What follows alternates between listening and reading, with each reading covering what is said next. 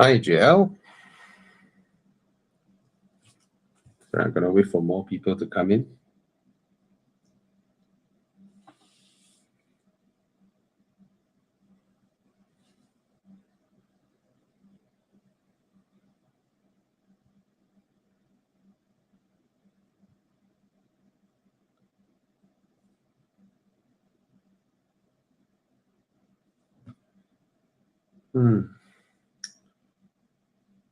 Guys, if you're here, please say hi.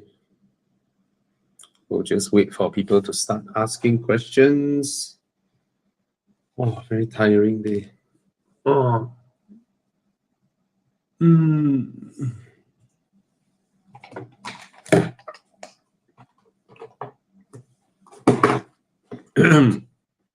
Hi, Kevin Tan. Hello there. Hi, Jensen. See, I'm tired. See, have to put Yoko some more. Hi, Cyan Pal. Hello, Faris Sachi. Where's my cat? My cat is here. At home, no, well, yeah. Recently, my hair has been really difficult to manage. That's why this.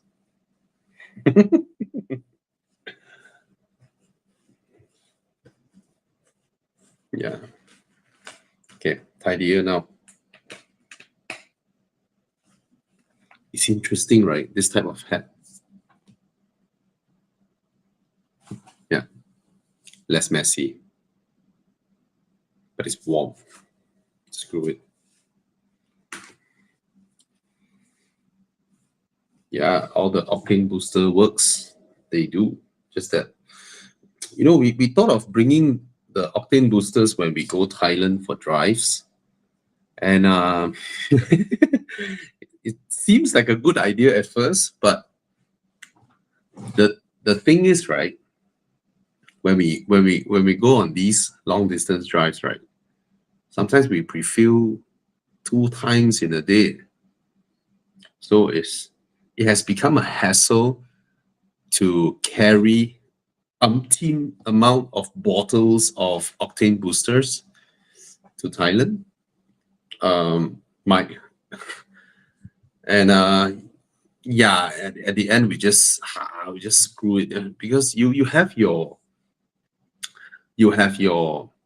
luggages, you have your things all scattered in the car. When it's a 2-week road trip, right, it's very, very difficult to have a dedicated place with multiple bottles of octane boosters.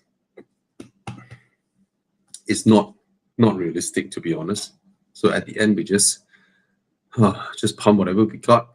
But at least what we tried previous, Shell's fuel is better in Thailand compared to PTT. PTT is bad, and but PTT station is our favorite. And then recently there's the last Enduro. There's this petrol station brand. I forgot that brand. They came out with 97, but it's only near the city area. When we go out of bounds, you just can't find 97. Yeah, Bangchak. Yeah, Bangchak introduced 97. It's like a big thing, you know, in Thailand. Wow, they have 97 now. Yeah.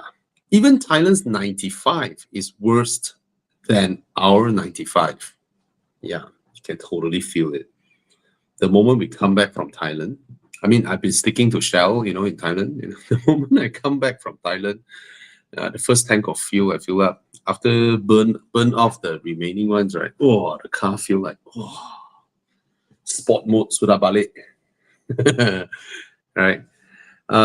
So I miss out a lot of people. Let me say hi to everybody, if I can. Hi Chun Wai, hi Faris Sachi, hi LSH Lee, hi Lawrence Wang, Ernest Chua, hello, Chris Lim, Kendrick Chi, Sylvian, Manoraj, Mohan, Bang Di Ke Qi. What is that? Faris, Ewan, yep, hello everybody. Sin Yong, Teck Hua Lim, Clement Koo, My Boy Dam, Kevin Tan already. JL, yeah. Caltex Thailand, I didn't really chance upon it. Yeah.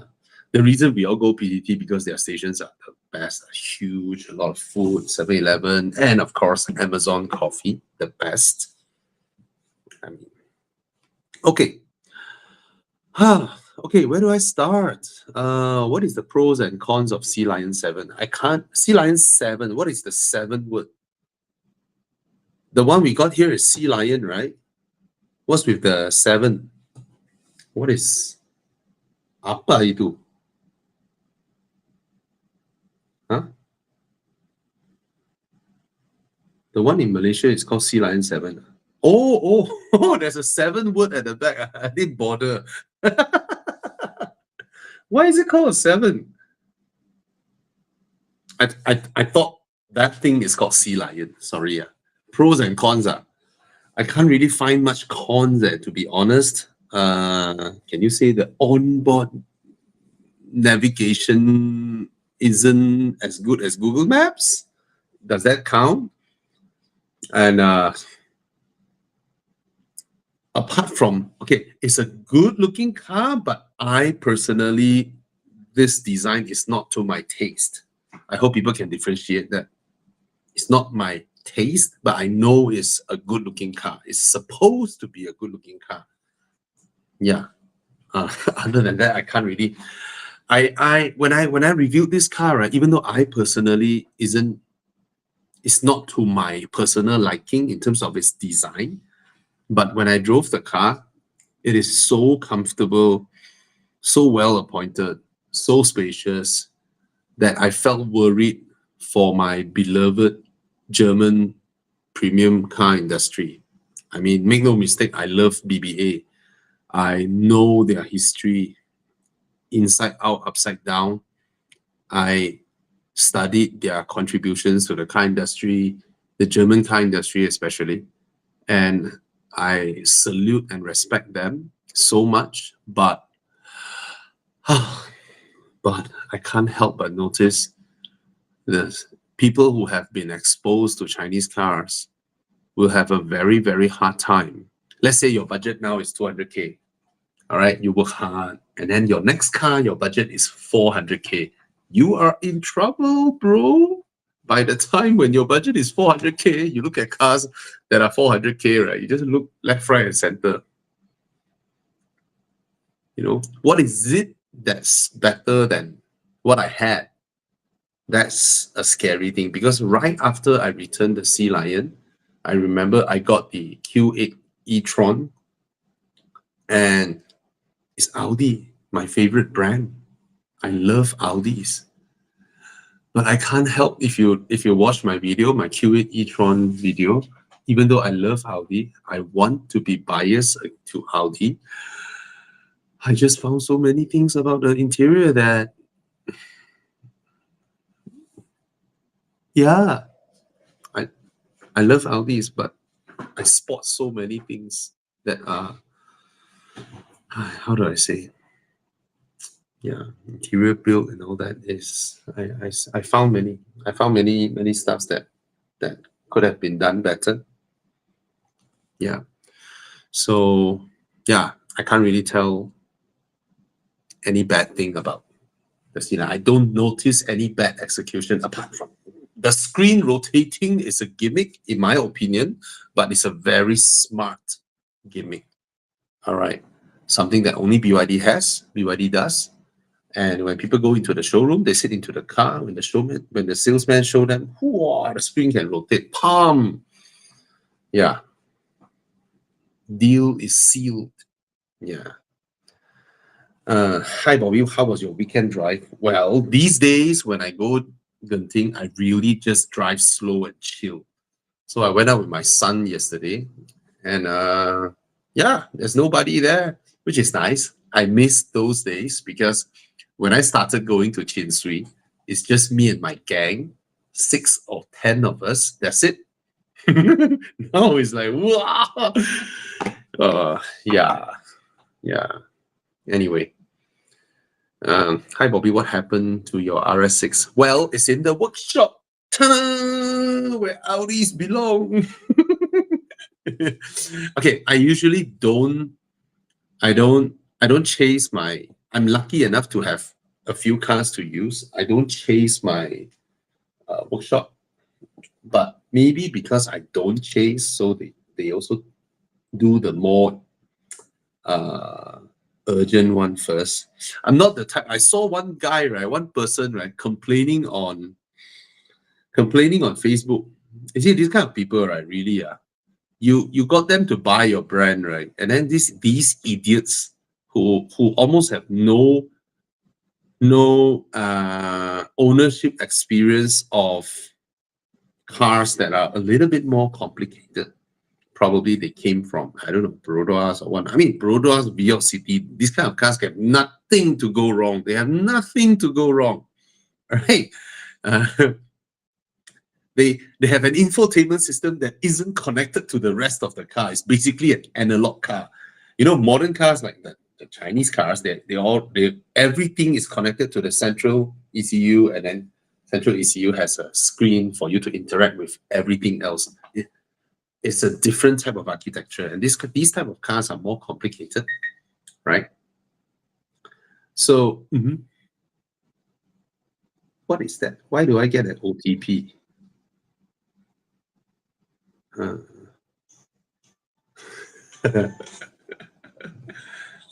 Hello, 2269，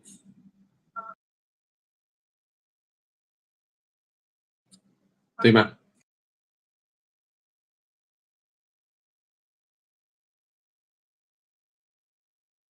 Yeah, so my wife went drinking with friends and used my points to claim stuffs.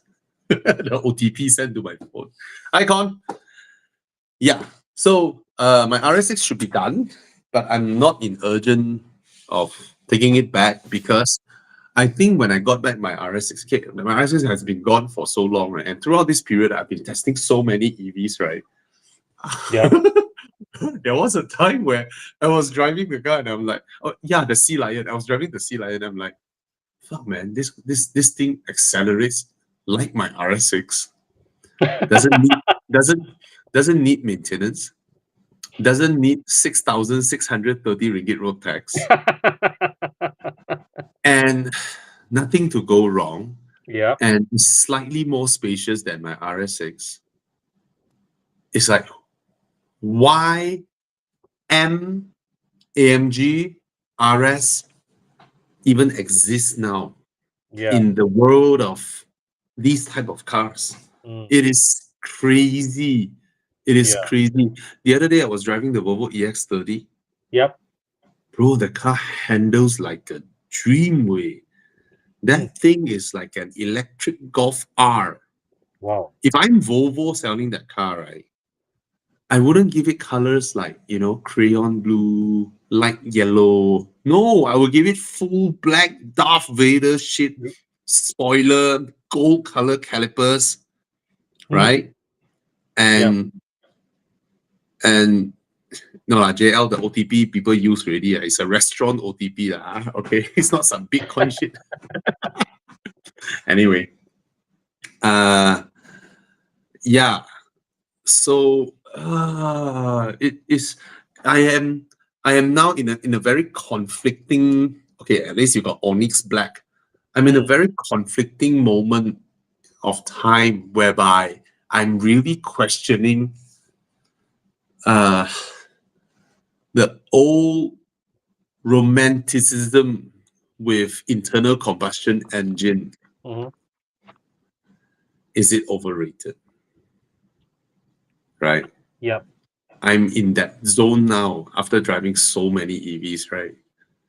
And I also begin to develop the understanding, the senses of sensing, this one behaves a little bit different. The way it accelerates, the way it goes off throttle, on throttle during adaptive cruise control and all that, because it's very easy to stand beside a car and say that, oh, this car has 530 horsepower, it has adaptive cruise control with lane keep assist.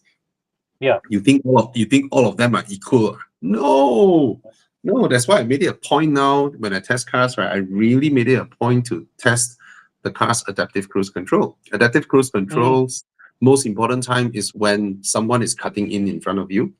Oh, yes. Agreed. And also during traffic jam, how Yeah. the car behaves, as in rolling off itself, and then when it comes to a stop, does it jerk you? Like, I love the EMEA, but even though the EMEA is in the same group as Volvo, as Proton, as the others, Smart la, Zeekr la, and all that, right? The EMEA's on-off brakes when it comes to traffic jam assist isn't as well calibrated as the one in the Zeekr 009. So there's a lot of small little stuffs that I begin to develop to feel, and then okay, someone asking MG Cyberster or a ND3 MX5 for driving fun. Well, the Cyberster will leave the MX5 for good in terms of speed, but in terms of sheer lightweight fun, I don't think EVs can do it, right? No. Yeah, that's why I didn't say sports cars should be done for. I say the RS, AMG, and the Ms, because these buggers are all 2-ton animals now, right? They are all 2-tonners now. Yeah. So yeah, it's I don't know. I think Which car will you sell to get your Lotus Emira? I never wanted an Emira. Yeah. Emea, I like it. Emea, I like it a lot. Emea drives really, really well for a big, huge EV. The Emea drives really, really well. Before you reach the limit, okay, I didn't go to the limit. In electric cars, it's scary, but when I drive the car, when I go into a not high speed band, it's a reducing reducing radius band at the kind of 50-60 km/h speed. I notice the car rotates around me, which is very nice. The feel is very nice. It's a type of organic feel. Yes. Yeah. So not easy to do in an EV. Yeah. So that is pretty good. JL asked a comparison between. Okay, the thing is, I haven't driven the Denza D9. I also haven't driven the Xpeng X9. So I also, like you, I also watch a lot of comparison video from China, and yeah, we'll see. But I think they're all good because the competition is Alphard. So I drove the new Alphard, which is an improvement over the previous one, but it's not huge. It's not huge. It's just that they found more places to soften up in the interior. Basically, what would have been left as plastic in the past, they put a layer of foam and leather on top. They covered more. They covered more areas with sponge and leather.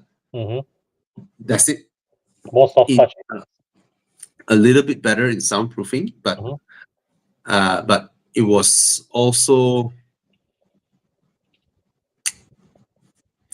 because it's now a 2.4 turbo, and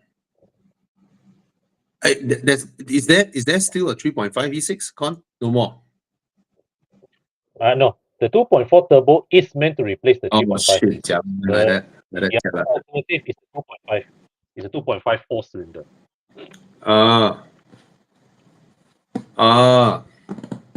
Yeah. So because the thing with the 2.4 turbo, right, con. Yeah. But you know, I stay in Taman Desa, right? A lot of hills. Yeah. So if I want the engine to be quiet and smooth, I try not to boost the turbo. When the turbo doesn't boost, I don't feel like I can overtake the mighty next to me rolling uphill. Alamak. And then the turbo, really so obvious one. Obvious. And then when I throttle more, the turbo comes in, I will spin. Oh no. That is such an alpha driving experience. A few times. It's annoying when another car with you side by side at same speed. Yeah. Right? Yeah. Either you let the car overtake you or you overtake him, right? It's better to be staggered, right? driving safe, Yeah, safer correct, also. correct. Yes, yes. So I was like, wait, shit, I'm in a same street. Okay, I tekan more. I tekan, the turbo comes in. Oh, and And then, it's CVT, right? yeah. Then, Ayo. like that, lor. But uphill, front wheel drive, what to do, right? So, Mm, so it's different from the 3.5. 3.5 is smooth, has a lot of torque, and then yeah, it just roll up, yeah. right, easily. I know this one is 8 speed, bro. And then I'm serious. That's Yeah, my. I've been driving it for 3-4 days, and then the yeah, 2.5 maybe not enough power. So you whack correct. also, it wouldn't wheel spin. It would just scream, right? It wouldn't wheel spin. It would just scream, Yeah. No way. and then you go up. Yeah. Yeah, lor. But at the end of the day, I still think Alphard has its merits because first of all, right, let's be fair to the Alphard. They pay taxes, Mm, right? The Chinese electrics don't. They are tax free. yep. So you cannot compare. Wow, Toyota for this price you're not giving, but hey, bro, half of it is taxes, excise Yeah, man. duties, and import duties Yeah, and all that. So you have to be yeah, fair. Imagine your Chinese EVs are what, 250,000, 300,000, and then a brand new Toyota Alphard from Toyota is 260,000. Ha ha. yeah. Different story. Different story, bro. Right? Yeah, It got the taxed, price. so it ends up 500 plus. So let's be fair. Another thing is, I have to give credit where it's due. It's able to deliver that kind of comfort and Mhm. ride and handling, which is not bad at all. Alphard handles really well for a big van using Mm, coil suspensions.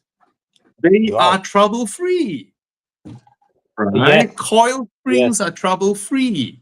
I tell you I what, think the Chinese are all on ASAS air already. suspension. I tell you what, people who have a budget of 250,000 to buy a car, right, may not have the budget to replace all 4 air suspension. Correct. I'm not sure how much the Chinese are charging for air suspension. Let's say even if they charge 5 or 6K per corner, Mm, it will still be a 24 grand replacement bill, correct. right? Correct. Someone who Yeah. buys a 250,000 car paying Mm, 3,000 ringgit per month may not be mm. ready for that kind of expenses. You don't have to look far, you know. I mean, even you just look at the C class, the C class PHEV buyers, Yeah. you know. Those people, even for them, they are already feeling the pain when the ASAS gone already. Mm. Much less those people. And it's the same price point. Yeah. It's the same price point, right? C class PHEV was Yeah. so So yeah. Ravin Dimani said the tax for Japanese cars is 90% plus 10. See? Yeah. Yeah. Right. So let's be fair to the Alphard, okay? I think Call I Frank think man. I think the comparison would be, I think the Chinese are chipping away from the recon dealers, not Yes, Toyota Malaysia. that's for sure. I think because Malaysians have gotten so accustomed to recon cars, right? People treat buying recon as if they're buying a new car. Yeah. Yeah. Yeah. I think Or BMW, Toyota, their sales are not affected. It's the recon yeah. dealers that would have feel. I mean, I don't think they sell many anyway, Mm, Yeah. But again, going into the car after testing so many Chinese cars, right? Suddenly go back to a top-notch Japanese luxury car, then it reveals itself lah. Japanese, they have their own mindset when it comes to cars fit and finish, mhm. and it can no longer be compared to the Chinese. No. Chinese, because Chinese, they look up to Germans. Mm, You see, the Korean car industry was developed following the Japanese, yes. but the Chinese car industry was developed following the Germans. It's Correct. very different. It's Yep. their ideology is totally different. Mhm. The way they design, how their fit and finish works, how their interior fittings, what type of plastic and all that, right? The whole ideology is different. The Chinese Yep. do not follow the Japanese one. They follow the Germans. Yeah. In fact, I would say, right, we said in so many Chinese cars, I really, really struggle to tell the difference between one another because the driving experience You know, the ambience inside, they all feel, consistently very similar levels of quality. That's the thing. They are, Yeah, the competition over there is so crazy that you have to be at that level. If not, you can't play at all. There is no yeah, playing field for you if yeah, you're not at that level, if you're not operating at that level, you know? yeah, no. Mm, Oh, well, it remains to be seen because now yeah, is the true explosion of EVs, and we'll see the next few years how would that be. yeah, Because China's EV exploded at the time when they begin starting to, the EV everything. They yeah, don't really care about how good the drivetrains work, how safe the batteries are and all that. They just EV everything, yeah. following the policies. Mm, And of course, their first, second, third batch, they have a lot of bad cars over there. mm-hmm, But those that arrive here, which is already one generation behind what they have over there, mm-hmm, is already very good. It's yeah, already better than what the competition have, the current competition of Germans and all that. yeah, And I can only imagine how would Malaysians react when the next batch of Chinese cars arrive Malaysia, which is what they have currently there. mm-hmm. Can you imagine a car in the Honda Civic category having soft closed doors, And what up? air suspension, soft closed doors, Wow, massaging seats, wow, and a C segment sedan where the front seat can fully collapse and roll and slide into the footwell, and then the rear back seat slides down to become an executive seat in a C segment car. what the? Yeah, that's before you whip out the karaoke mic from your door bin that comes with the What? car. I I tell had you, this conversation.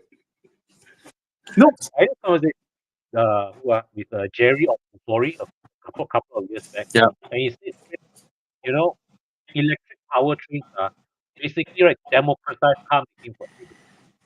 So you know, your main cost is actually the battery, right? A motor is a motor lah, right? yeah, So allow them the freedom, the budget, and the bandwidth, right, to really focus their resources to impress you with the design, to impress you with the interior, because the powertrain development is significantly simplified. yeah. You know? So yeah, it's crazy when if some, I mean, because I can read Chinese, so I have Mm, Douyin, the China version of TikTok, mm, right? I see their mm. current crop of cars over there is crazy. But of course, the more things you have in a car, the more stuffs may go wrong lah. But then that Yeah, is like an yeah, equalizer because when you go from ICE to EV, you already have a lot less on yeah. maintenance. So Correct. then you think about it. Oh, I need to spend money on my alternator, my fuel pump, my whatever pump, this pump, that Mm, pump. All mm. these things you cannot see one versus Yeah. the future, the incoming future. Oh, I need to spend on my soft closed door, things that you can see. I need to spend on my massage seats. One of the massage rollers went off. You know, Mm, that may be the future, yeah. In right? fact, I think that the future is that these cars, right, will be just become more and more disposable. Yeah. And then batteries are getting better and better, Yeah. right? They last longer and longer. Longer. They no longer deteriorate that fast. Mm.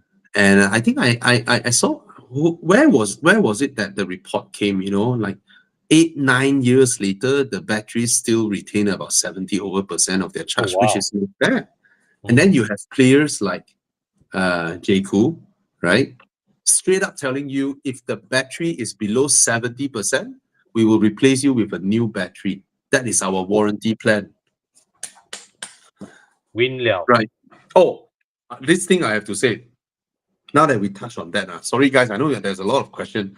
Con, Ah, yes. at first, right, when I heard JCOO is bringing in the PHEV, Uh-huh.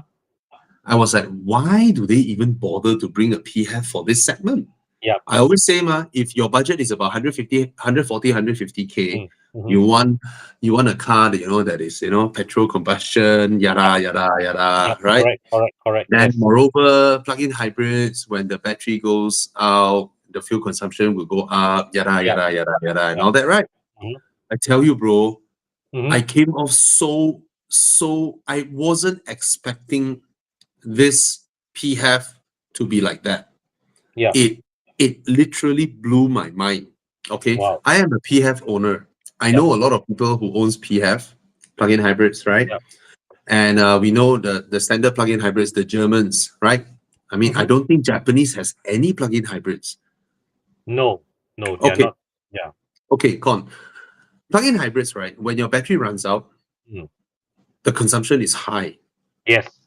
Yes. And the craziest one is the 3-liter, the BMW 3-liter X5. Yeah. When the battery runs out, it is actually rather thirsty. Yeah. Even the Volvo also. Yeah, Volvo also thirsty, but that one is a 3-liter versus a 2-liter. Okay, this JQ PHEV, right? When we got the car, Yeah. from them, the test car, Mhm. the battery had 20% left. Mhm. Okay, and I heard this from GCMA because he took the car before I did. He told me, bro, this plug-in hybrid is weird. I was like, why? It never depletes. I was like, how? He said, I don't know. Okay, did you force charge it? I did not try to. Interesting. So I came off with that mindset. So when I got the car, right? Okay, let's not charge the car. We'll see Mm. how, Mm. right? And I just drove the car. So first day, right? Okay, it's like Chinese cars. You walk up to the car and then the car unlock itself, right? Open the Mm. door, you go in, and then the PHEV, the gear lever is on the steering, right? Correct. So I went out, open the doors, the aircon already blasting. I close the door, I put it to D. I can roll off already. No Mm. engine sound, nothing. Okay. It's like an EV, right? Mm. And I just drive. I drive to Puncak Alam to meet a friend. Mm. He also have a plug-in hybrid lah. So Mhm. since I was meeting him, I let him have the car, experience it also. So I drove all the way there. The battery, 21%. Okay, never mind. Mm. Throughout the entire journey, I Mhm. do not know when did the engine came in, when did it go out. What? Yes, and the drive is so smooth.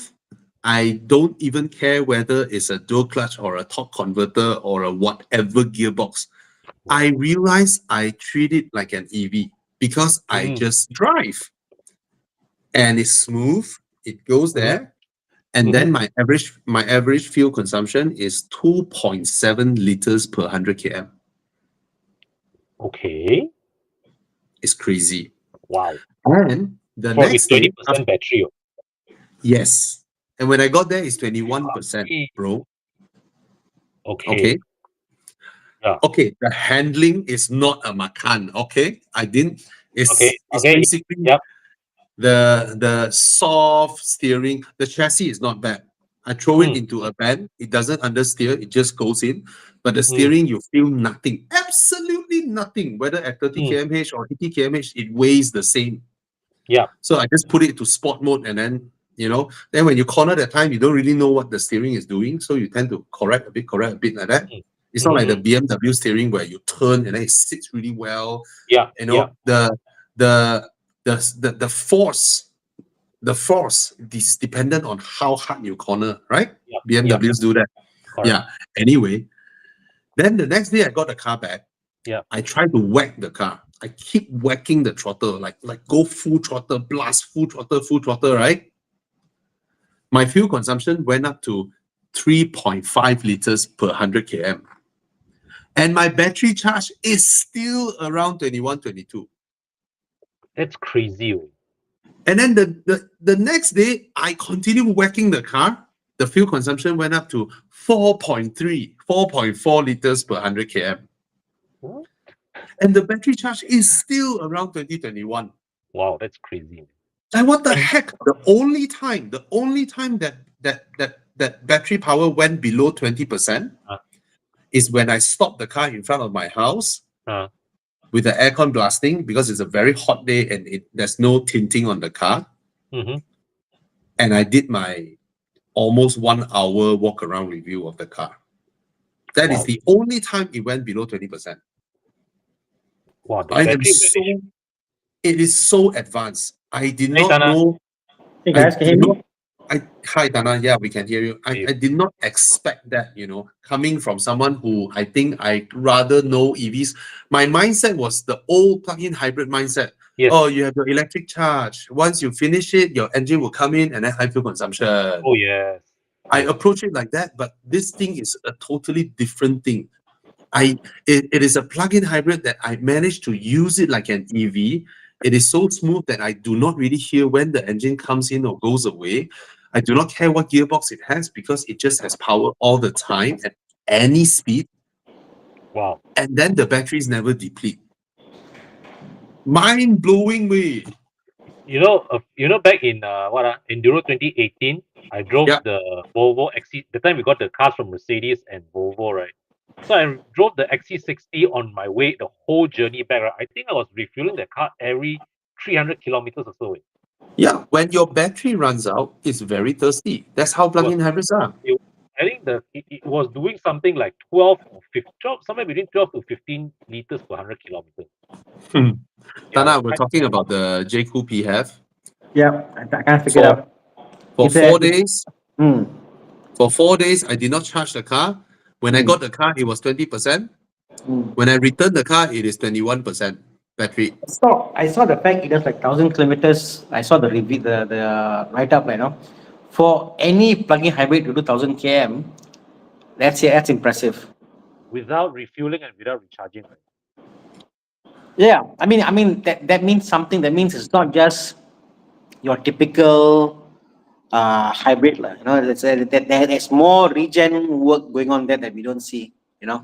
Yeah. It's crazy. And you guys go check out BYD's DMI plug-in hybrid. Okay. Uh-huh. When the DMI came out, BYD straight up claimed this car can do 2,200 km per full tank full charge. Crazy. All right. That's And then a lot of people tested the car. They managed to squeeze out 2,400 km. Yep. And within 2 months, BYD, Toyota flew over and signed a contract with BYD to license this technology.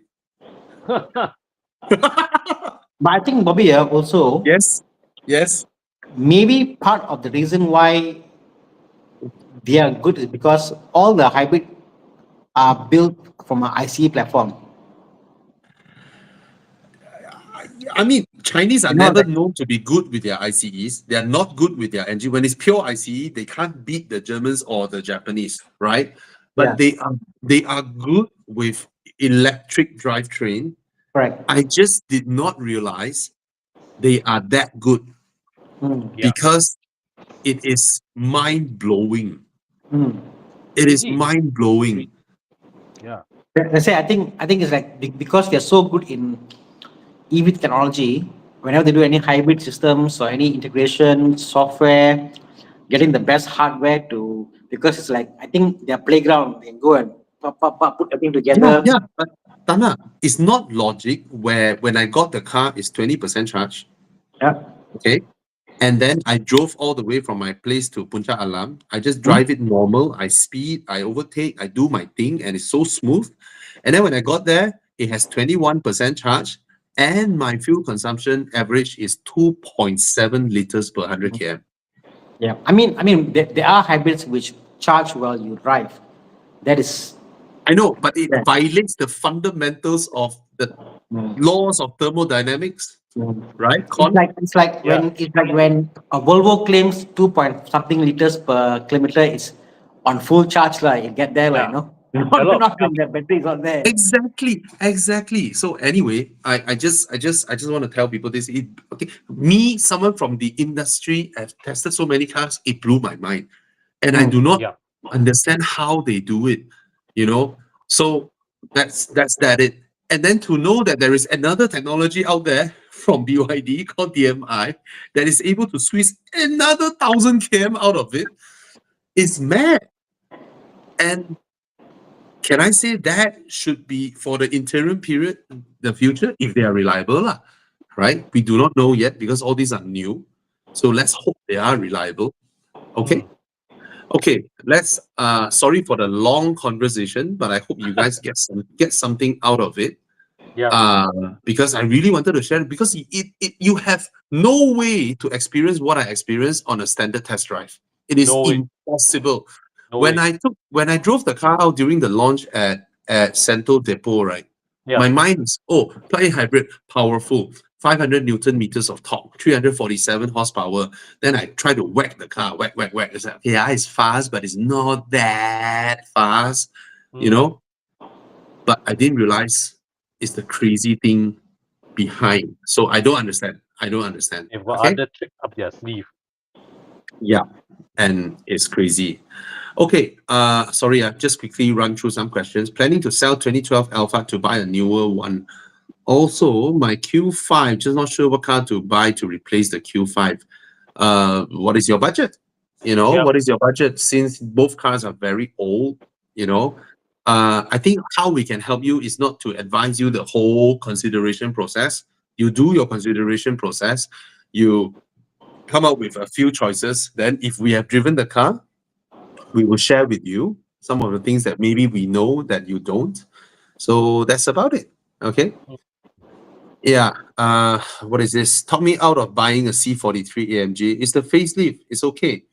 M340i is currently out of budget, and my wife doesn't like how it looks. Well, bro, happy wife, happy life. Yeah. Yeah. If the wife likes how the C class looks, you buy the C class. Yeah. Okay. Even though the M340i is the better car. Right? None of us married the most beautiful woman in the world, right? Even though I think mine should be, but something perfect is out there, but we get what we get. Okay? Yeah. Okay. Recently just purchased a 530e additional insurance, 3,000 a year, which cover battery hybrid system. Do you think it's a right move? 3,000 a year. What year is your 530e? What year is your 530e? All right. I don't think 3,000, I presume you are from Singapore. I don't think 3,000 Sing dollar a year to cover battery hybrid system engine gearbox is cheap. I don't think so. If your 530e has no issues and is not very old, don't spend this kind of silly money. Yeah. Not If cheap, they work, they work. It's not cheap. But- 3,000 a year, really. Okay, what? 1 year. Okay, Yeah. let's say the 530e is a 4-year-old car. Yeah. What need you have to One have this? one battery cell is 5 to 6K. 5 cells is about 30K. Chances Yeah, for it but- happening is probably 20% chance that for it to happen is there. I don't know, man. I See, I That's mean, a lot of very common people change during the warranty period. It's a common thing, But the main question to ask is who is underwriting this insurance? That's, yeah. How Mm. old is your car? If it's not that old, if it works well, it functions well, don't waste this kind of money. There are many BMW hybrid owners where their cars don't have problems. They drive to 120, 140,000 km. Many of them out there. All right. If Yeah. you're the lucky ones, no point paying 3,000 a year on this. All right. So I was looking for a blah blah blah blah. How is your experience with E36 versus E90? Blah blah blah. E90 way easier to maintain than E36. Especially diesel. Yeah, my friend Rachun me with E36. This car fundamental things to maintain. So Kendrick, I think you go with E90 better. especially since you're looking at diesel, right? If And E90 ask your friend to fuck off. yeah. Yeah. Tara, No you such have any thing. input? Pardon? You have any input? You fix both these cars? The thing is, both cars are not equal years. Not a comparable car. Yeah. You can't compare the car. I like my E90 as a daily. I liked my E36 as that occasional car. Yeah. If you try to buy E36 and try to restore to perfectness, Mm. you're asking for too much lah. You use it as a tool, you abuse it, you drift it. Belanja got problem, okay, park aside, repair it, drive it. That's what Mm. E36 is like, no?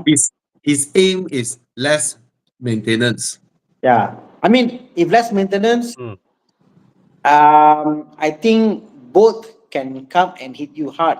E90 water pump not cheap. Yep. E36 as I say cheap.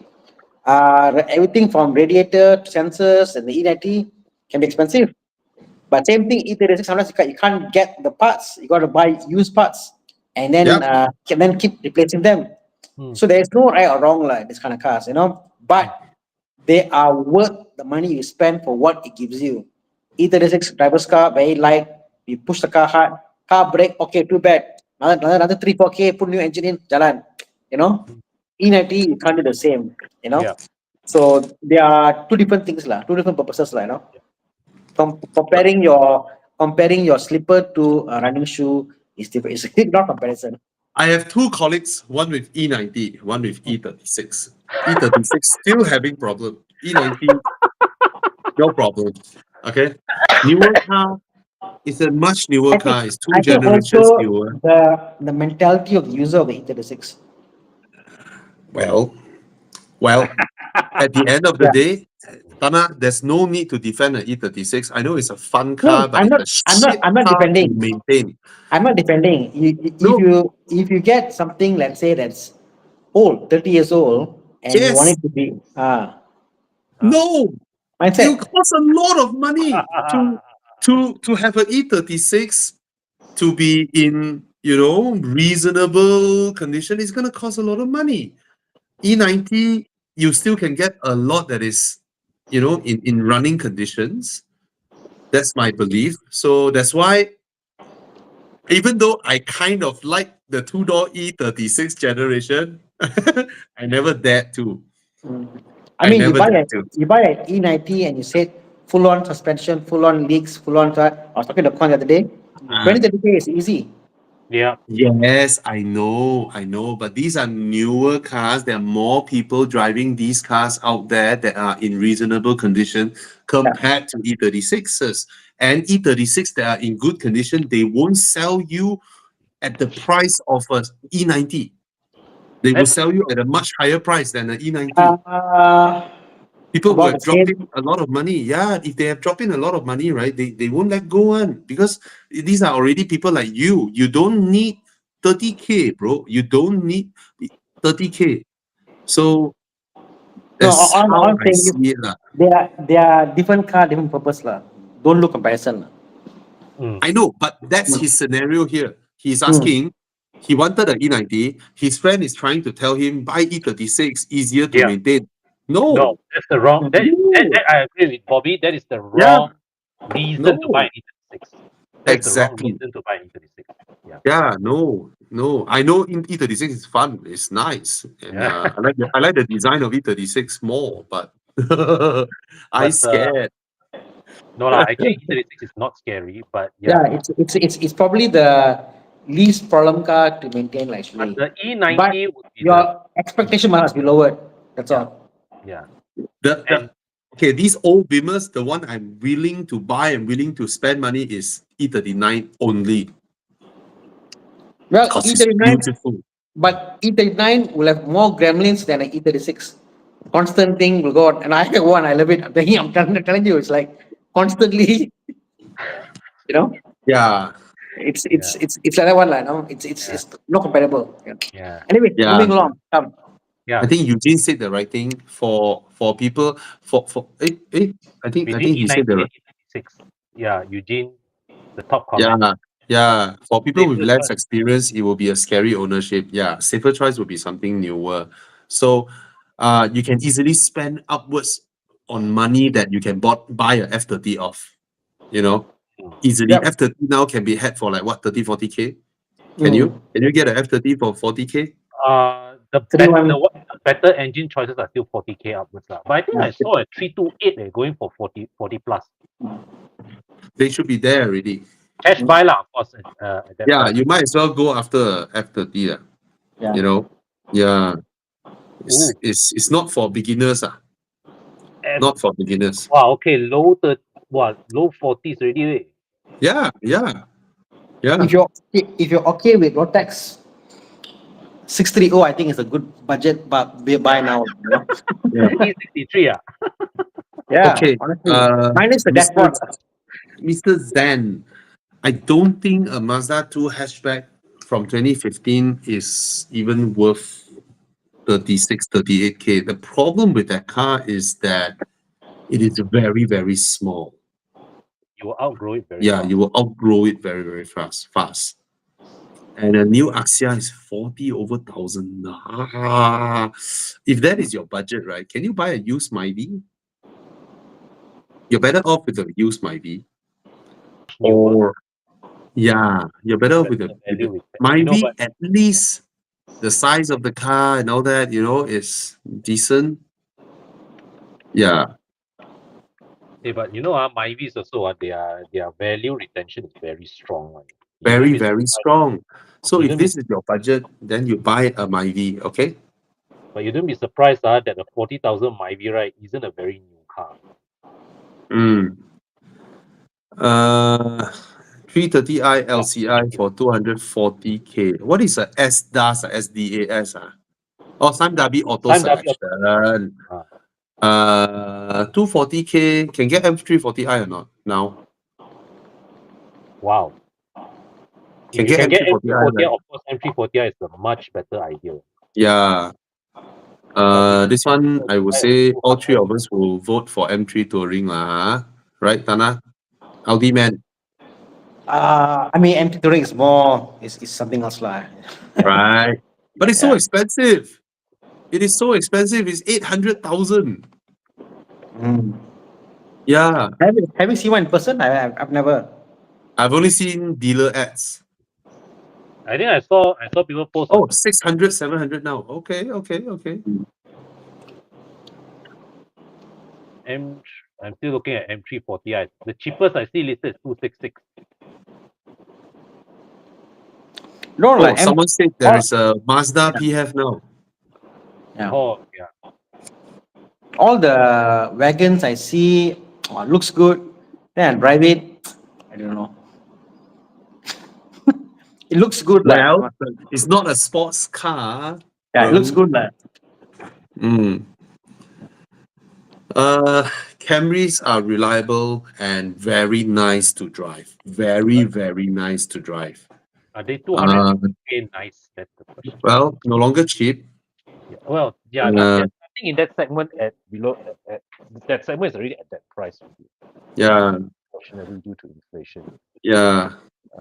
Wow, it looks like that now. Is this the Malaysia website? Oh, yeah, RM221. Hey, this car launched already. I didn't know it. I didn't even know the car launched already. Wait. Did they do a launch con? I wasn't there if they did. Oh my god. Ayo. Once is the king, when Camry is launched, like everyone buys one. Now is now even Toyota don't really by the way launch the car. Oh, it was launched okay lah. Sorry? It was launched in December. 221,000. Wow, very sporty looking, very good looking way. Yeah. Can you change a crown badge when you buy it? It looks like the crown. Okay lah. I mean, it's a Camry. It's a Camry. The what you call that? The 2.5 is 221. The hybrid is 248. Okay. I think the dynamic force engine quite good, right? Yeah. It's the dynamic force engine, so it's no longer the old AR series engine, which the Wellfire is still using. Well, Mr. Cyan Pal, usually when they launch a Camry, they will do an event. They will invite us, right? Hey, it's like, Sorry? No, go back to just now the angle. I saw Celica GT4. What's that? What? This look of the Camry, it sort of like give me Celica GT4 vibes. Is it? Oh, yeah, there's a little bit, but It looks more like the current new design language, starting from the Toyota Crown and all Yeah. that. Yeah. Yeah. Oh, it was launched at the KL IMS event. So many cars were launched there. So I didn't bother to go to the event, so I didn't know. Ouch. And I don't think there is even a rostrum on test drive because I don't know. If there is, then we'll be able to drive it and probably share it with you guys. But Mm. you can never go wrong with a Camry, Yeah. Put it that way, Yeah. All right. Yeah. Camry is one of those cars where it's actually quite safe even to buy the hybrid. Yeah. Well, it's a looker, way. It's good Yeah. looking, way. It's very good looking. Guys, buy this and change the the word behind Camry. Change it to Crown, and then your logo all change to Crown. Ganmuri. Yeah, because the meaning of Camry is crown. Yeah. For those who don't know, crown, the crown in Japanese word is called kanmuri. Kanmuri. Eugene So said they speed up Camry, become Camry. That's how the name came about. That's how the Camry name came from. It came from the word crown, pronounced in Japanese. look at what Eugene said. Toyota Purosange. Yeah. Should I buy a 2014 GTR, hoping the price will appreciate? Not sure I'm not about sure. but It will take won't a depreciate. very, very, very long time. Okay. It will take a very, very, very, very long time. And I don't think Nissan, under whoever's ownership, will can the GTR because it is so important to that brand. Yeah. All right. So there are so many GTRs around the world. So I don't think you'll be able to buy one now at what 200,000-300,000 and hoping the price will go up. No. It will take a much longer time for that to happen if they don't release a new GTR. Yeah. Okay. Hi for the same budget, Z4 or Supra, Z4. Oh, this one is interesting, Dana. S90 T8 or BMW 740 LE 2017. There's no challenge, even though I love the S90, but It's a 7 Series. the Different 7 class. Series, yeah, the 7 Series is. Yep. I don't think it's as pretty as the Volvo S90, but it is altogether a totally different thing. You just need to sit in the back seat of the S90 and then you go into the back seat of the 7 Series. It's a totally different experience. One is, pardon me, economy. One is business. I don't even like the sitting of the driver's seat of the S90 Oh, really? because of the center tunnel. It's too high up. You feel your leg on the left hand side kind of hits the tunnel there. I don't feel as spacious sitting in the S90 to drive the car. 740E feels spacious to drive. Yeah, because Volvo puts the battery in the middle of the car, Yep. the safest place. All right. Yeah. King Wai Chan asked this question: 630i GT versus E350. He asked twice. I think will definitely pick the 6 Series. 6 GT. Yeah. Yeah, I will definitely pick the 6 GT. It's a much better car to drive, to sit in, but the interior not as pretty as the Mercedes lah. And the thing is, the 6 GT, right? The 6 GT owner is probably struggling to sell the car, so you can tekan the plug a bit harder versus the E-Class. Already tekan already. Is it 160K versus 200K? One thing I say, over the weekend, the 6 is the better car, but it's the harder sell. Yeah, I mean, I went to a wedding over the weekend, and the wedding car was a CLA. Oh my! But it looked so beautiful inside. You know what else and done? I'm like, it's only a CLA, but you know what? I cannot fault Mercedes for how good the car looks. The modified trims and all that. The car looks so good, but it's the sound of the exhaust is horrible. So the car is horrible. Fundamentally, oh my god. But it's gorgeous. The interior is gorgeous. Mercedes Benz's, right? Their design is there. Okay, if you buy the 6 Series, it will be a harder sell next time Yeah. versus the Mercedes. That's it. But it's a better car. You have Mm. more boot space, more leg room, more of everything than the Mercedes. Okay. Mm. Your I biggest think I know drawback. what I want to do, lah, Bobby. Yeah. Buy a Mercedes, change the steering rack, engine, and gearbox to BMW. Why would you do that? Best of both worlds, bro. Well, it's not just the steering, it's the tuning, it's the calibration of the Right. suspension. Yeah, Absorbers those all we are. change up, custom absorbers, Oh, I'm sure you pass a Mercedes to BMW engineers, they'll make it drive better. yeah. I Same mean, hardware. I'm sure the engineers in BMW have moved to Mercedes also over the years. I think they made a decision to make it that way. Yeah. Uh, I think it's about when a product is done, you need many man hours to put in to fine tune all the little details, which Japanese engineers do really well with their cars, right? You Mm. rarely find a Japanese car where you shift into gear and then the whole car just go, you know, Mm. that rarely happens. They But they they put in the hours to it. yeah, but you see, for example, I mean, we're talking about what do you call this absorber. What's the name of the absorber that Mac does? KW. KW KW. bought as one of the machines in the world whereby they can actually scan a car. They can put a car in and they can know exactly what is the car dynamics, body roll, everything A to Z. And Mm, manufacturers that are big has the machine. So they can actually take a Ferrari, put it there. They can get the same dynamic as a Ferrari there because they know exactly how the car will feel and they can put it Mm. down. And yeah. F1 companies have it, KW has it, and like BM, they all have it. So they can actually go and buy a BMW and they can do it. Something they made a decision not to do so. It's their DNA, it's their character. They want to be different. You see, Mike said the W213 can be tuned to ride and handle properly with Ah, smooth power correct. delivery. Hmm. Is No, that you need to hand it to someone yeah, who knows their shit. yeah. All It's right. a but even then, no matter what you do, the steering is still the same. The steering is still sharp, very sharp, overly sharp compared to BMW. It doesn't feel the torque the way it pulls. It sounds good, but yeah, you know. Mm, So it's like, say now with the Chinese companies can go and say, look here, I want the feel of this, and they copy and paste, and they can tune it. So I think that's just where they don't care about not being individualistic.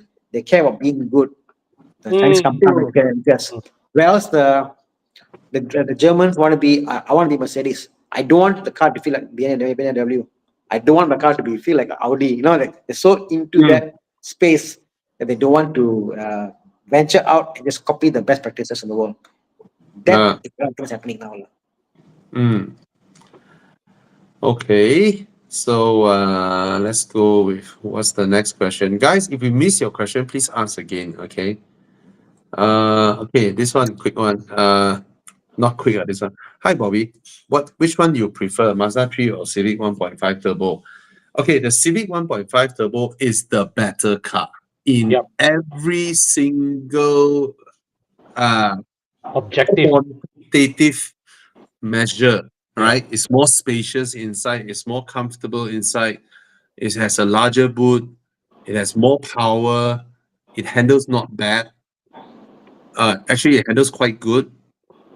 But I personally prefer the Mazda 3 solely because of it looks good, damn good. That's the first thing. The Mhm. second thing is the way it drives. Okay, make no mistake, if you are the rear passenger, you'll be cramped, you'll be uncomfortable. Now, the way it drives, if you don't drive to the limit of that car, you cannot explore that fun thing that it has hidden at the limits of that car. If Yeah. you're just driving normally, there's literally nothing shines if you just drive normally. So the Civic, if you drive to the limits, it behaves like an Audi. Mm. All right, it's a Yeah. very safe handling. Yep. The Mazda 3, when you drive to the limits, it behaves like a BMW. Yep. So the Mazda 3 that's the reason why they go with torsion beam. Roughly, torsion beam can achieve that kind of feel Yep. Yep. for front wheel drive cars, right? You corner. Okay, it's not good to do this in public road lah, but I'm just telling you what I feel lah. You corner, the car sits, and then it Mhm. goes to the limit. When the front begins to push, that time you lift off, and then the front end will tuck in. Yes. It has that, the front end will tuck in, and then you can continue throttling the car. So it's a very fun handling characteristics to allow you to drive the car at the limits. Is very fun. So I love that part about the Mazda Yeah. 3. Yeah. Yeah. Someone asked, is the seating on the 2020 Accord as low as the floor as the Civics? I don't recall. Oh. But yeah, that's how it feels. What other questions that you guys spotted?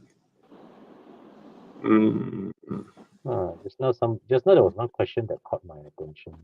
Yeah, please highlight, Yeah. Anna, if you spot any questions you want to answer, please go ahead. I was reading comment from Alex about the Oh, land. okay. Yeah, the dot 2 with PDK. Yeah. Yeah. So Hey, speaking of 911, Tana, so have you started hunting or not? I start selling first, huh? Which 911 have you zeroed in on? I got a few ideas in mind, a few cars I've seen, but I want to sell first, then I can just then go them offer them a ridiculously low price, cash price, dot 1 or dot 2? Not telling. See, Mike straight away went, which 911 you bought, Not even buying, bought. Wait, 996 or 997? Wichita. See lah. But yeah, guys, Tana is disposing of his whole fleet to fund his All my cars. Yeah. Except the Everest. All the cars are going except Everest. That's easily about 20 odd cars lah. I'm clearing off. Nego So- till let go. Yeah, all are being let go.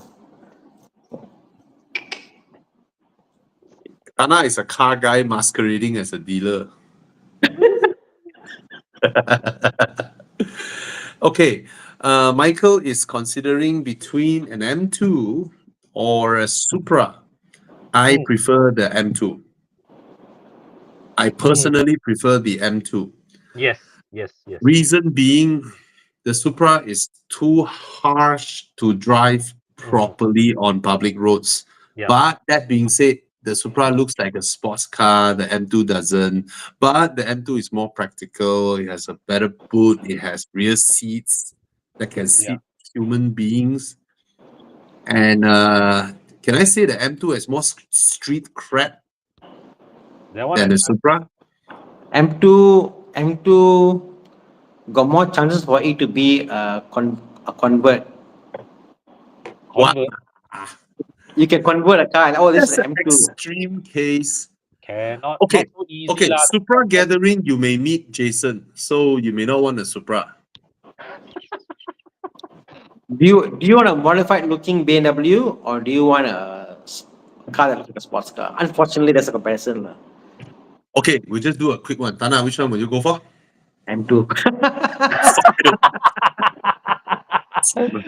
And now all the top also choose M2. Okay, R Chu asking, Satya Neo R3? Yes, it's a good buy. Go ahead.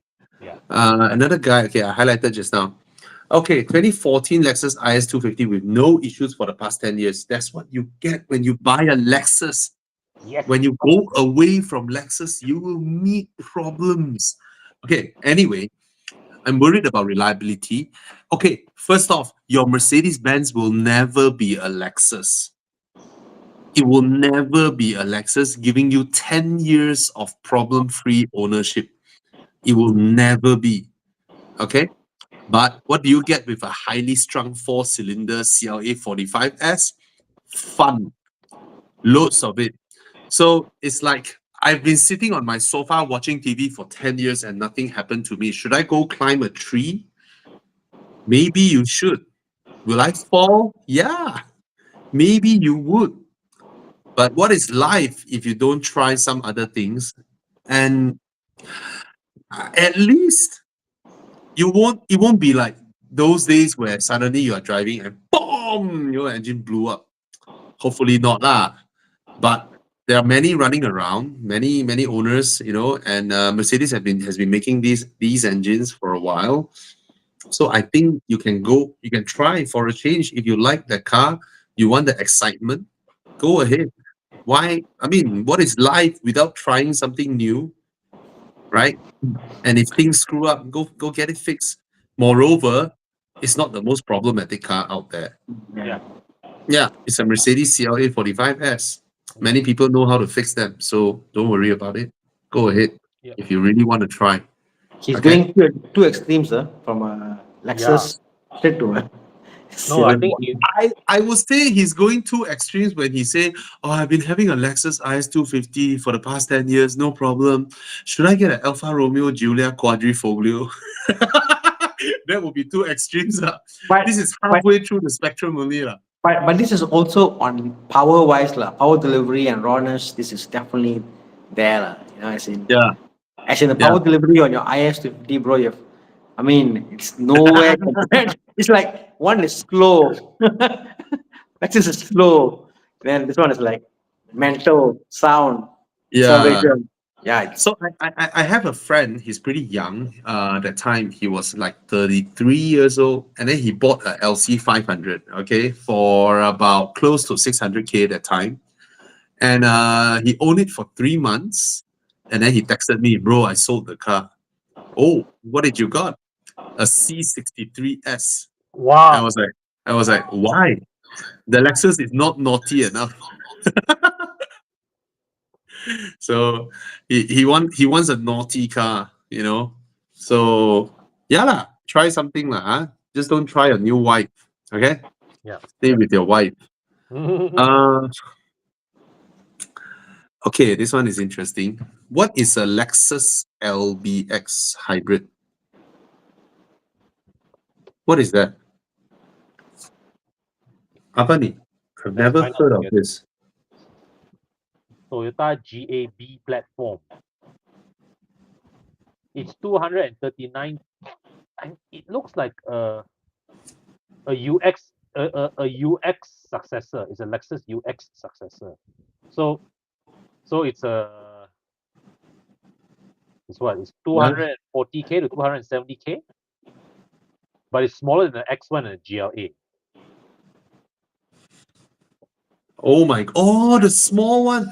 Don't buy that thing. It's too small. Think of this, right, as the WRV of premium SUVs.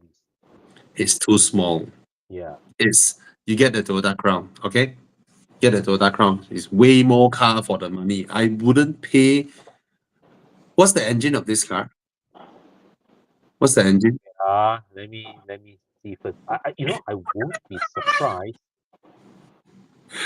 1.5 naturally aspirated 3-cylinder engine. Wow! Hybrid, but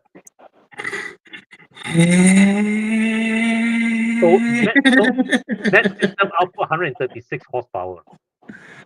Oh my god! You could buy a Macan from 2020 for 300K. Quarter of a million, they dare to sell 136 horsepower. Hey, this combined system output, that means the engine develops probably 2 digits. Based on 4 times article, 2 digits. 91 PS and 120 Newton meters from the engine. No way I will pay this money for this car. No way. No way. I wouldn't even pay 168 for it. 136 horsepower. Eh. No way. Get the Crown. Get the Crown. Okay. Lexus hebat eh. Cyan Pile asking Mitsubishi Outlander. It's a good car. It's a very good car. Interior quality, blah. But it's a good Plastic car. lah. Hard plastic lah. Plastic as hell is the hardest type of plastic. Yeah. But I do find it drives quite well. For Yeah. the space is very big, spacious, drives well. The Kids are way comfortable. it drives well is not those tight corners. It's the high speed bends, high speed cruising. It's Yeah. very comfy, very easy to drive high speed bends and all that. It's a good car. It's a It's good car. the viscous coupling, all-wheel drive system lah. Which gives it that Yeah, grip. it's nice because me and Con, we had this car when we did the round Peninsular Malaysia drive. It's a we came off that drive very surprised with the Outlander because at high speeds, at highway speeds, right, the ride comfort and all that is a well-engineered car Yes. with not a lot of eye-catching headlines when it comes to engine power or transmission type and all that, right? These are not headline catchers, but everything works well together. That's what I call a good Japanese chief engineer on top, making sure the car does what is designed to do really well. Yeah. Remember that drive we were keeping up with, C43s. Yes, at the highways, we were going high speed.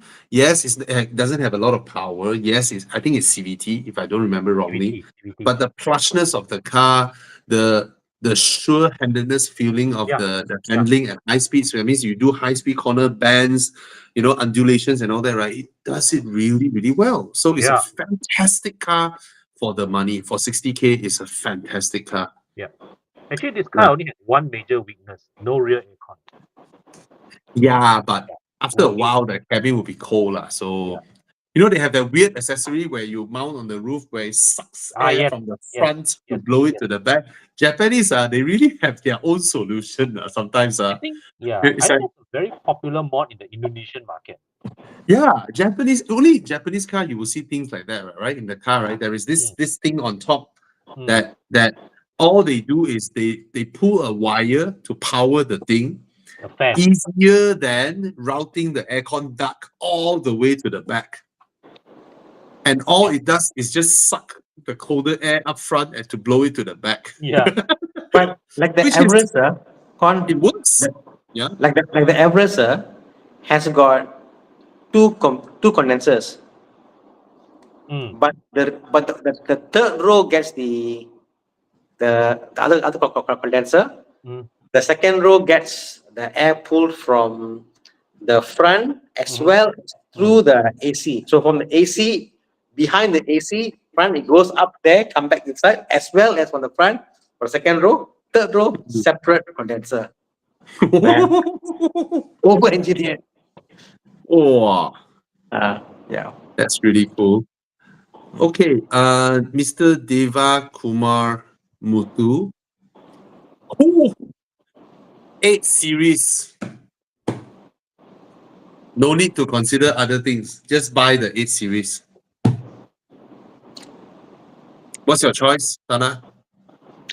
Yeah, I mean, it's the same price, same engine, same reliability, better build quality, better resale value also. The car already depreciate. You can't go wrong. Looks a million bucks. Looks a million. Yeah. Get the 8 series, bro. Just get the 8 series. Remember this, even though it's 8, your engine and gearbox maintenance is the same as the 3 series, as the M340i. So go ahead. And BMW share parts like crazy now. Oh, yes. Wow. 150K BMW 440i. Buy lo. Converted. Converted. And endorsed. Oh, you? Very interesting, oh. Oh, buy lo? Buy lo since JBJ endorsed. Yeah, buy lo? Yeah, 150K. Buy. Buy. Yeah, man. Okay, This one is what? Hey, Chikun. Hello. Hello, Chikun. Not the fast driver part, I'm a bit sus. ES250. Interior looks nice, but not sure what else to look out for. Looking for one to cruise around daily, not a fast driver. We all know lah, your fast is another type of fast. Your fast is consistency. Yeah, go ahead, bro. The ES250 is rock solid Yeah. Reliability. Mm-hmm. And 2013, 2015, that means the facelift law. You wanted the facelift. Wow, the prices dropped so much. Oh Okay, yo, whoa. okay, whoa. Okay, whoa. Okay, whoa. Buy lah, bro. It's fantastic, lah. They never go wrong, man. They never fail. And the interior, because both of my brother-in-laws and my mother-in-law, all three of them has an ES250. Wow. Yeah. And after 10 years, right, the cabin looks new one. The cabin just looks new. No creaks, nothing. It just feels like day one. So it's fantastic. Okay. Hi, what's the best fuel efficient car around 100K? Huh? Can be ICE or EV. Huh? Oh, we already have a normal J7. We want something different. Get a Proton EV, the Irma 7 or something. Right? Yep. What else? Yeah. Okay. Actually, this question from Alan Tang is very interesting. Come. Where? Why? 2020 992 Japanese spec 560K unregistered versus 2019 992 UK spec only 650K. Well, I think 2020 and to right. 2019 and to UK spec. So you're saying the older UK spec is expensive. It's I'll go for more the expensive Japan. than I'll Japan go for the spec. Japan spec because Japan spec got less salt on the ground. Yeah. The UK spec probably be in worse condition. Usually Japan spec cars are better cared for one. Yeah, but I think for the price you can get Malaysian spec. That will be a better bet actually. Yeah. Buy Malaysian. But then again, right, I think there's also the factor it could be that that with this UK spec that he's spotting is one with a higher spec level versus maybe the Jap spec is a low spec car. No dealers sell car according to market value one lah. No such thing one lah. They try their best. They put it there. Someone comes in, and maybe some manage to buy a Jap spec car for cheap, and then don't forget Japan and UK currency difference, right? All is car from Japan. Normally, all are bidding cars. They get lucky and they just buy, and that low. The price is a price, like.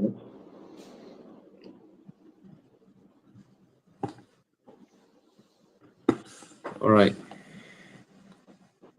So I just have a very interesting encounter. So a friend of mine, I won't reveal the brand of the car, but basically, she couldn't open her boot.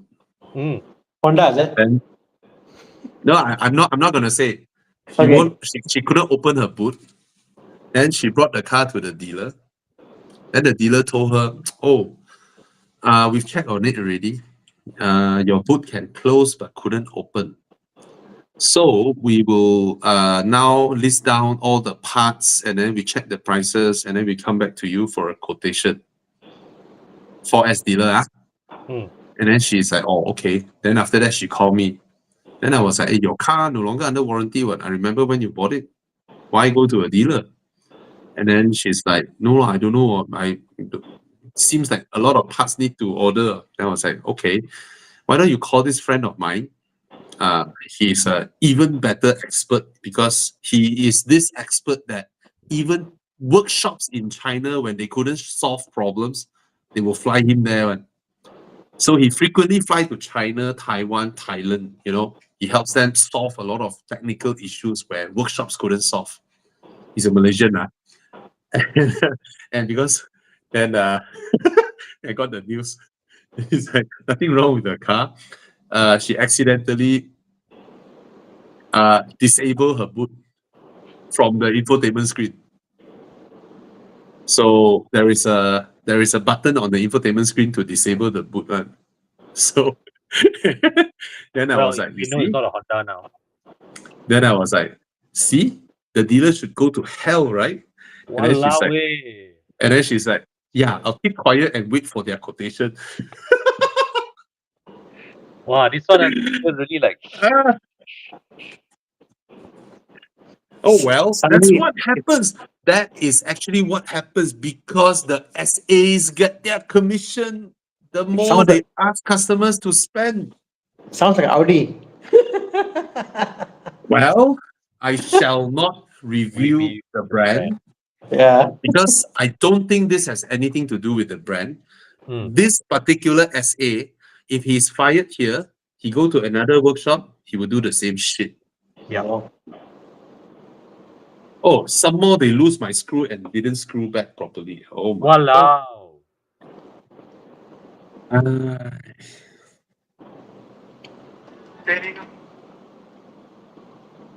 Anyway,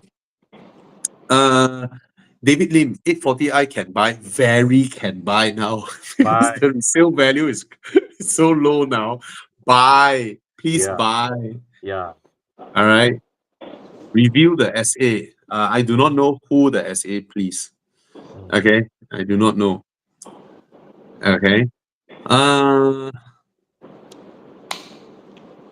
Model. Okay, for me to tell you all this happened is already something that I think is educational. Mm. Regardless of the brand, regardless of the SA, you guys should know how to be a responsible car owner, Mm. right? If your car is out of warranty, hey, you can check here, check there, check everywhere, right? Don't just sit blindly trust whatever it is.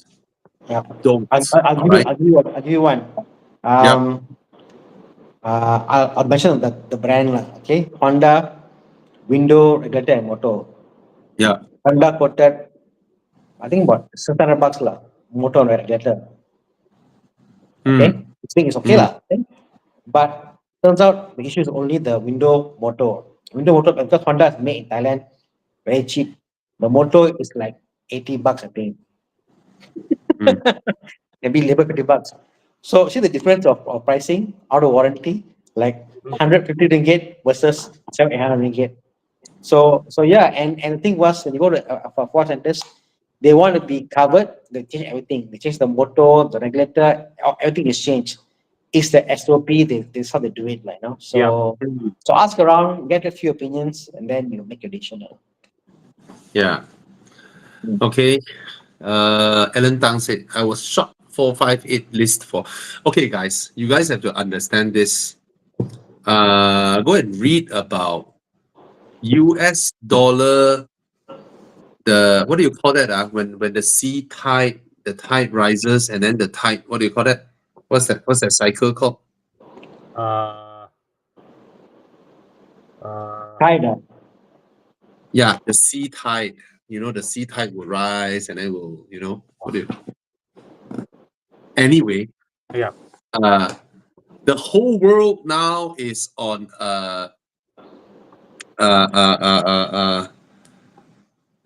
US dollar shortage. Yeah. Basically, because over the past few years, US raised their interest, suck all the money back. So there's very little circulation going around the world. So it's a downturn for everybody, for supercars, for whatever it is. It is the worst time to let go of your supercars. All right, you have to wait a couple of years because if for those who study geopolitics or study, all this, right? US, whenever US do this, so they release their money all over the world. That means they print money, they lower the interest rate, very low interest rate. They let money flow all over the world. So your share prices will go up, your property prices will go up. Banks is very cheap it's very cheap for regional banks to take loan from bigger banks. So they release money out to the market, blah blah. Everything is nice and rosy. And when time is ripe, they will suck back their US dollar. All right. And then for smaller countries without enough US dollar on hand, because everybody put back their US dollar into US to enjoy the high interest rate. So for smaller countries that don't have enough US dollar on hand, how do you buy things? How do you buy your rice? How do you do international trade when you don't have enough foreign reserve, right? And that's when you may have economic issues. And when you have economic issues, the capitalists in Wall Street will come in and buy you at a very low price. And they don't buy individual companies. They wait for countries to go bankrupt. Then they come and buy your ports, buy your power generation and all that stuff, your mines, your minerals and all that. And then when they finally lower back the interest, money flows out all over the world. And then all these prices went back up. That's when they sell. They've been always doing this. And this round, they're holding off lowering their interest. They lower it by little. They let balance the inflation because China is the one helping smaller countries releasing US dollars out there.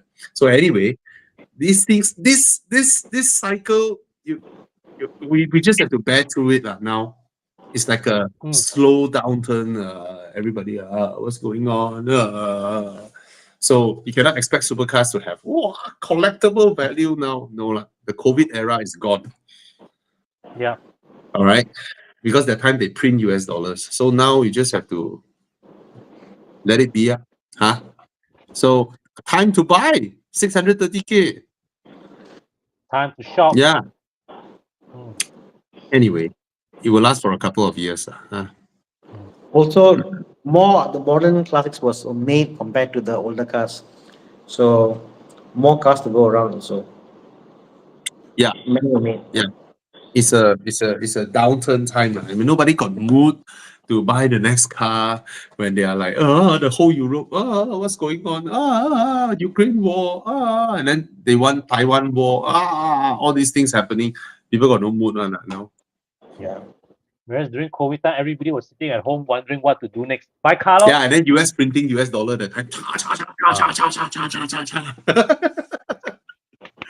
Yeah. It's free for them, right? They just run the printer and then they can buy your rubber, buy your mineral, buy your gold, buy your stuff. They just run their printers. They don't actually run the printers actually. Not even Yeah. that. It's Federal Reserve. Yeah. Not It's the even that. private bankers. Yeah. Come.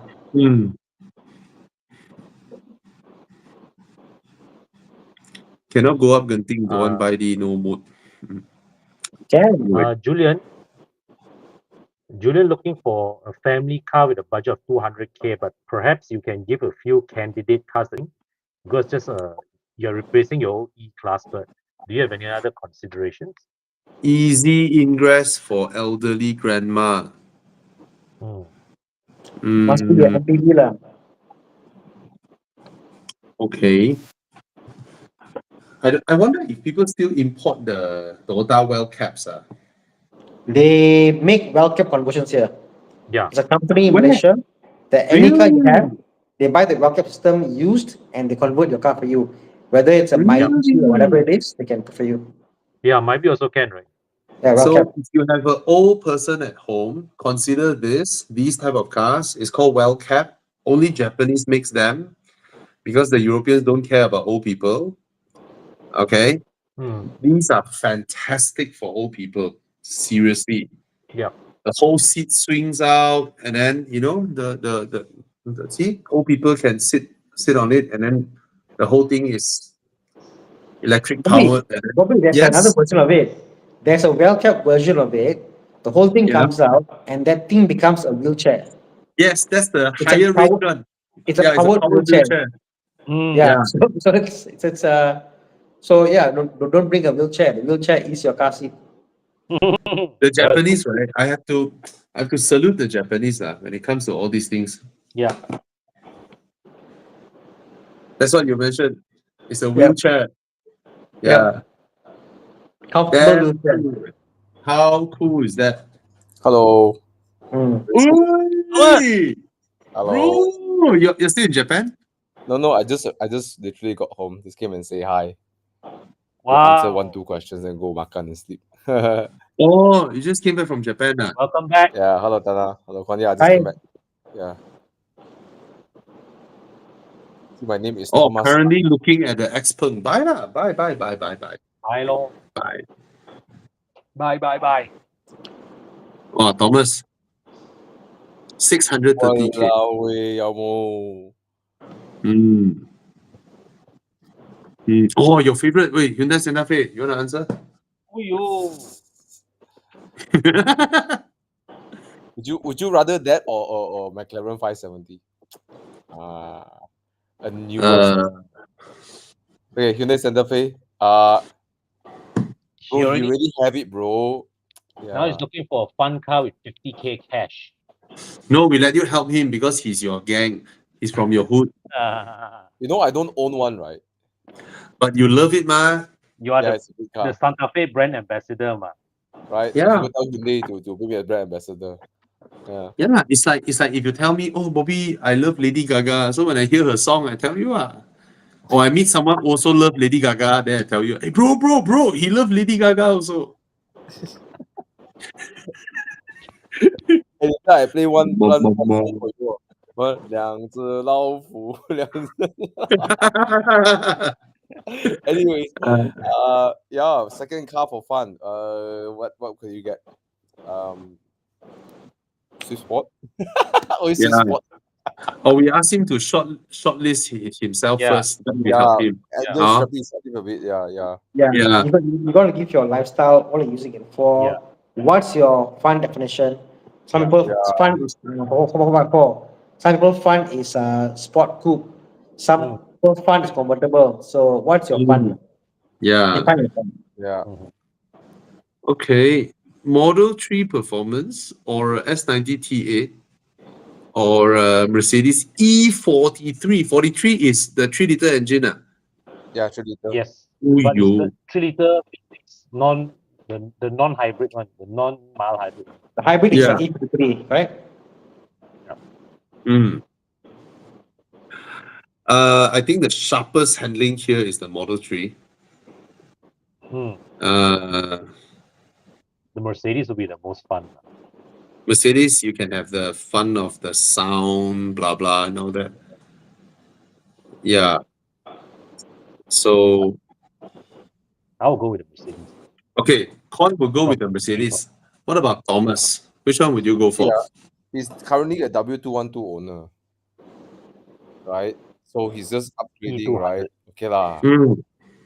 I would go for Mercedes also lah. I guess so, but you know, if I Because of the engine, right?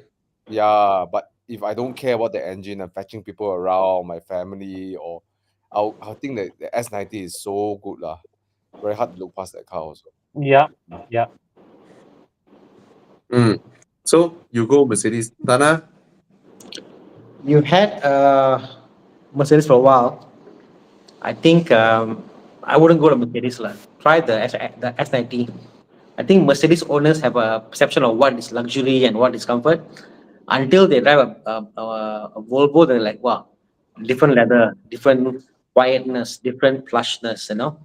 It may not be the same size, it's a smaller form factor, I feel, but something different, like the F90 is, I think, yeah, I'll go for Okay. that. What him? Yeah. Okay. So we have 2 Mercedes, 1 Volvo. Yeah. And my choice here maybe is the Model 3 performance. Since you list it here, that means you are ready to try, but you're scared. I think you can try because it's not bad. It will give you a wholly different. It's like coming from a Mercedes to a Model 3 interior, right? You're like, oh, my home was robbed. You know, it's like you go into the car, right? It's as if your home was robbed and they left you with nothing but a sofa and a TV. Yeah. You know? The whole house got emptied. It's a very, very striking experience to go in. It's like suddenly you lost everything. You need to learn how to drive again. You have to shift gear from the screen. Yeah. All right. There's no gear lever now. And then You there's don't need no to start the no car. stocks. There's no stocks as well. Yeah, no stops for signals and all that. Nothing. Yeah, and your Yes. legs are practically straight up front. Yeah, there's practically nothing. And it's interesting. The car drives really well. It's Yeah. fast. And it's very comfortable, but it's kosong. Inside it's kosong. It's like you Yeah. cannot go more kosong than that. Pretty interesting. There's one thing I really like about the Model 3. I know it's under, people don't say about it a lot. The steering is very good. I love the steering. Yes. Very Yes. accurate, very intuitive, Yes. weighted nicely. I'm like, wow, they really put so much effort in the steering. I love it. Yeah. Yeah. When you brake and then you can feel the steering loading weight also. It's like it's so intuitive. It's like I was like, really? This is better than BMW. Like the model BMW, the big fat one. Like Yeah. Yeah. It's nice. It's nice to drive. yeah. Okay, I'm going to head off right now. I just came and say hi. Hey, wait. We faster go to Dude, where's my car? Come on. Yeah, Dude, where's my car? Let's do jump Where's in My now. Car. We have Oh, I gotta go 214 already. people here. Okay, Hey, everyone, don't like that. my We wife have waiting for me. My 214 wife waiting people for me for here. dinner. We have 214 people here. Come on, scan the code. Scan the code, My wife please. waiting for me for dinner. Okay, wife waiting. Okay, we cannot say anything. Okay. Ask her to join us. Car with Okay. 4 wheels. Car with 4 wheels. Don't know which one to pick. Come on. Let's start. All right. Okay, I Let's join one start. round. We don't care. We have 5 people who scan the code or click the link. Okay, is that a link? Put the link there for people, and then let's start. What are your Processing thoughts on the 17 Xpeng G6? Maybe something like a Polo GTI, looking for a fun car, Peugeot GTI, Mini Cooper S. Of all three, I think maybe I go with the Mini Cooper S. Me too, Mini. More easy ownership, more fun. You can actually consider going to ask Mike Yap. Mike Yap is letting go one of a Mark 5 Golf GTI. No tuning, nothing. Mike just jaga the car nice. It's very hard to find a stock Mark 5 Golf GTI, right? So I think that could be a good buy if you're looking at Polo GTI or Peugeot GTI. The Mark 5 Golf GTI is something to look out for. It's the most Mark 5 is the most fun I think I can get out of a Golf. Mark 7 is a bit more competent, less fun. Yeah. So this fine, look for Mike Yap on Facebook, or if you cannot find Mike Yap, just send a DM to Horizon. We'll connect you. He this car he jaga nicely, he fixed up so many things. You're literally taking off a car that's being sayang by the workshop, okay? Right? Yeah. He's the guy who Okay. owns 2 Mark 5 Golf GTIs. That's how much he loves the car. Yeah. Okay, come. Round 1. There's one guy asking, Ranger Raptor 3 liter. Yes, it's a good buy. Buy. Bye. Okay, first car. Oh. What car is this? E60. This is Oh, definitely yo. Con Power. E60. No, E90. Facelift. E60. 525i. Walao, 15,000 what the OD. hell, man? Wow. Wow, so much car for the money. Yahweh. Actually, Okay, that's what's the the best next? time to buy E60 for people who like E60. Now is the best time to buy any used car. It's the lowest they are at. So for those who are looking at, cars like McLaren, better low ball people gao now. They can't sell their cars. Low ball time. It's time to low ball people. Bowling ball, throw low. Yeah. Okay, come. Let's see Yeah, but if you want to buy my car, I will high ball you. which Okay. highball you see? Suntory whiskey, is it? Yeah. Come on, what's the next? Oh, It's Audi S. Audi C6, A6. No challenge here, lah. No challenge here. Go for the Audi. Oh, this engine is powerful. This engine is during the era having a direct injection engine is like what the heck way. It's like a mini turbo. The Audi is the superior engine for sure. Yeah. I think I voted already very fast. I've never voted this fast. Vorsprung, what technique? And I voted for the BMW. What the fuck? Yeah. Guys, do you know that if you take Audi and you rearrange the words, right, it spells Adui, you know? ADUI. You see, Tana, every week, Thomas has a way to hurt us. He knows we are Audi people. But he'll prefer to be chauffeured in one. Yes, that's true. Yeah. So Yeah. It's true. No, when I go to India, I love to be chauffeured in the A6, A8, yes. or a 7 series, but I hate being chauffeured in the S class. Yeah. Yep.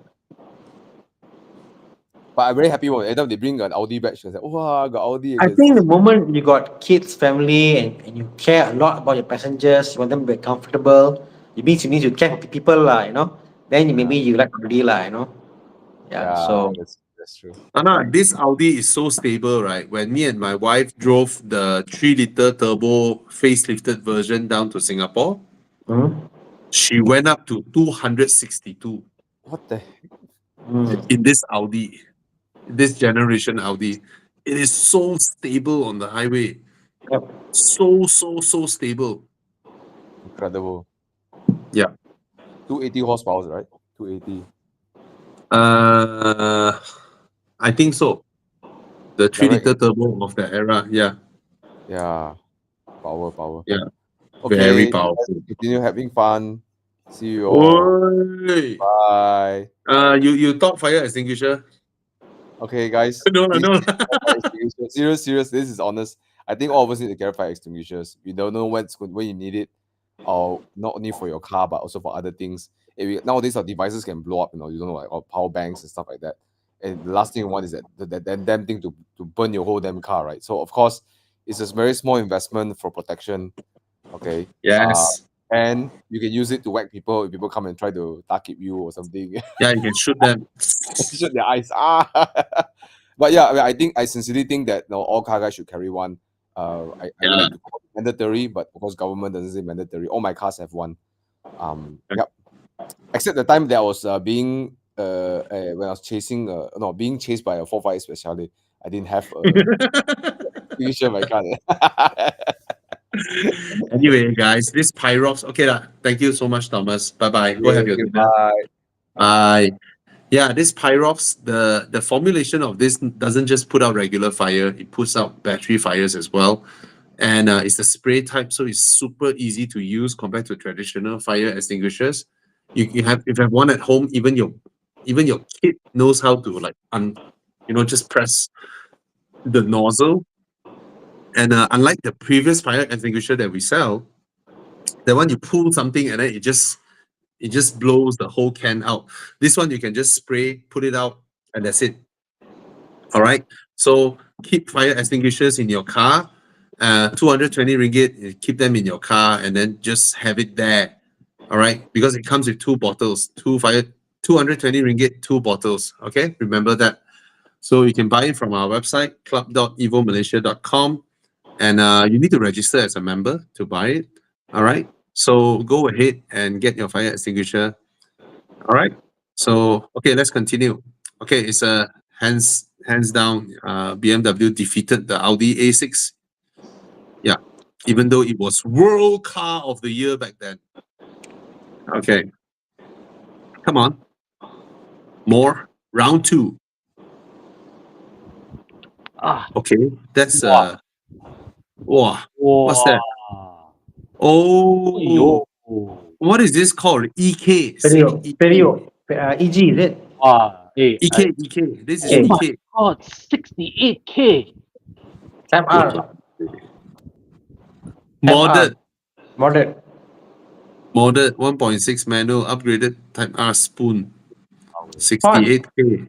One guy offered me his EG Perio with a Type R engine as a swap to my Polo GTI. What the hell? Walao, that's a damn good deal, eh? Hey, take it lah. No lah, but I see the EG, I'm like, okay. But it's a 2-door coupe, right, Ferio? No, no. Ferio is not for. It's not all four door. It's not two door. It's Ferio is just the term. Yeah, Ferio isn't two door one. Mm. Pedro's supposed to be two-door. I don't think so, Lovey. Is it? No. So his one is a four-door sedan. Four door. Hey, the one. Mm. But he modded to what? Type R engine. Type R engine. Mm. Maybe you can have it for fun. Fun lah. Ba. I told him you top up cash lah, maybe you can talk like, but yeah. The Honda is a very niche market community. People like the cars and yeah, it's a niche market lah, niche market. It's a roadblock magnet. That's true. You buy the car, confirm get stopped over. The exhaust itself is enough to stop you over, Yeah. Then the police, you open the window, police, ini baru curi ah. Fuck. Drive the car, come, they ask me, where are you from? Gone. I tell you, Okay, what's I next? don't know. Okay, what's next? What's the other choice? 68,000. What the heck? Wow. Hey, Yeah. that's a R3. oh Oh. easy Okay lah, easy choice lah, easy choice. easy choice for me. Easy choice. Satria. Yeah. Satria. I've got Satria one for me. Yeah, Beautiful. you have many things. It's Is that one of the best NA 5-wheel drive I've driven. So nice. Is the Satria for sale too? Yes, I'm doing a full engine rebuild. The rebuild completed soon. I'm doing new pistons, new heads, A to Z, selling for paint. So it's gonna be a fully restored R3. Oh, So Yeah. R3 for me. me too. Yeah, definitely the Proton. No challenge. Okay, come. What's next? Oh, this one is beat down.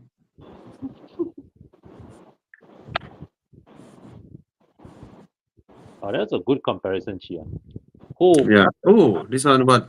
F10. Right. F10 facelift. Ayo. I M5 don't think that wow. M5 Why? versus That's the worst BMW rim I've ever seen. well, that's a bit Freaking- harsh. Is that even original? Wait, is that rim No, even original. original? Original. That's the Oh that- my that's one of oh, the rims for the M5. Yes. just like a skinny spider. This is so ugly. Way. I've seen worse. BMW wheels are really they only have one or two good looking ones. A lot of their wheels are ugly. Mercedes makes good wheels. Mercedes wheels are beautiful. They're Oh my beautiful. god. Bobby, do you know starting Yeah. with the G20 and G30, Yeah. the rim PCD on BMWs is now 112. No more, Previously, no more, 143. no more 120. This is 120, what? Correct. Oh yes, correct. So 112, which means now starting 20 and 30, all the G series, a Mercedes rims could fit into a BMW. Audi also 112, right? Yeah, that's correct. So I mean- you could literally take the Merc rim, put a Audi, put a BM badge, you're good to go. I mean, provided the hub fits. The hub will fit. I mean, that's the thing. Right now, the center cone, I think the way they're doing it, they want to make sure that all the rims they get are the same center cone, same PCD, to make sure they can buy cheaper in Germany. So like So basically, the 120 series for the BMW is over, it's no longer there. Okay. Okay, what's the opposition? Imagine if Alpha is still 98. Panamera. Panamera. One Panamera. Ooh, facelift. Nice. Nice.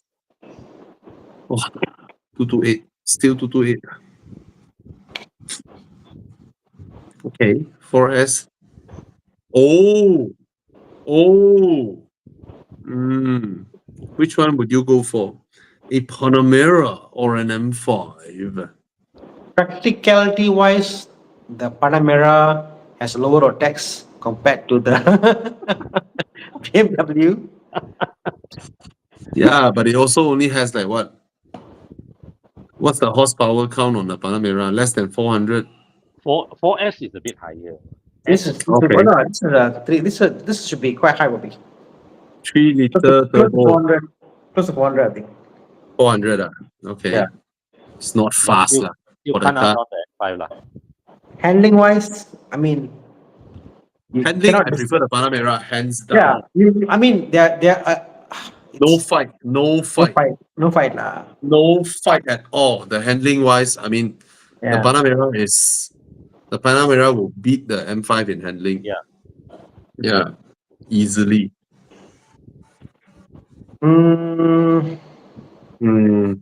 But which one you prefer? Good question. Looking at the specs, okay. The Panamera 4S Yeah. 3-liter Yeah, is 414 horsepower. yeah. M5 is about 500 plus. Of course. 500. The M5 should make that kind of horsepower at 1,800 RPM.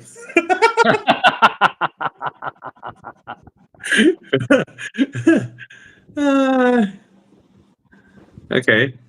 I think the results are very, very clear. Yeah, I think I vote for the Panamera also lah. Give some love to my wedding car. Yeah. Yeah. Do you guys know that now Porsche no longer give cars to media overnight? But back then they do. But back then And was like one night, right? You give one night or something. Don't know lah. But that time Porsche quite sayang me lah. So when they learn I'm getting married, right? It's like, bro, you're getting married. They also know I love the Panamera. So they gave me the Panamera for a week plus. Wow, nice. For my wedding. Yeah.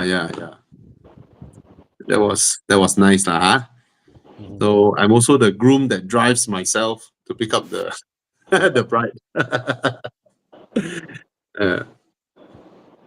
Okay. Is that the last one? Oh, we still have Ooh, come. Round 4. Okay. Oh, Cool. that's a Porsche. Porsche. That's a Porsche. 996 4S. Oh, your beautiful wheels, way. Obvious Tana has been shopping already lah. It's not Turbo. Wow, this is GT2. extreme. GT2. GT2 1 million. Only Ah. drop price, 750,000, no? This would be the ultimate spec for me, like Sheila. Sudah 996 jatuh. 96.2, Club Sport, manual. Oh, this is the ultimate lah. Oh. But is it faster than the BYD Seal? I don't care. Okay, guys. Buy tires and then suddenly you win a Tesla Model Y. Imagine that. Just imagine that. Bro, why you have 2 Tesla Model Y? I don't know. I bought 2 Michelin tires and then I suddenly win a Tesla Model Y. I don't know. All right. And even if you get smaller tires, you can 16-inch and below, you get 1 contest entry. 17-inch and above, you get 2 contest entry. And you get first 1,000 customers per week, you get a Michelin duffel bag for Wow, 17-inch and above. 4 pieces of 17-inch and above. All right. And Michelin bags are proper quality stuff. I tell you guys. All right. So go buy your tires. Oh, there are 3 Model Ys to win. Imagine you won one, your wife won one, and then your father won one.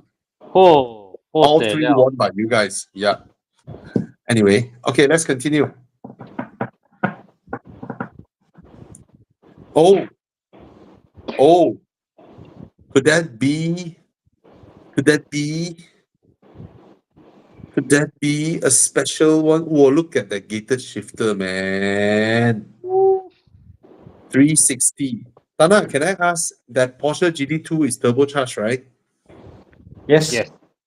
Okay. Tana, which one would you go for? GT2.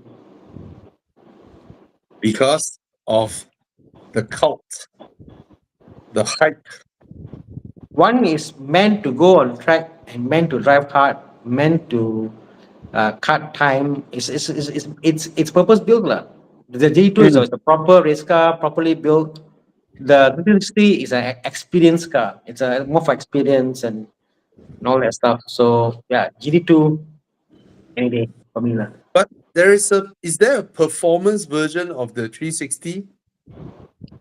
That'll be like the Scuderia and all that. Yeah. Is there one? 360, it would be a Scuderia lah. But this one is what? But yeah, Bobby, but still, the whole Oh, the GT2. Challenge Stradale. Yeah, okay, correct. Yeah. Yeah, it's called the Challenge Stradale. So by right, the GD2 should be compared to a Challenge Stradale, Mm. right? Because that's the ultimate 911, right? Whereas this one is just a normal 360 but manual, and then trying to sell at 700K. Yeah.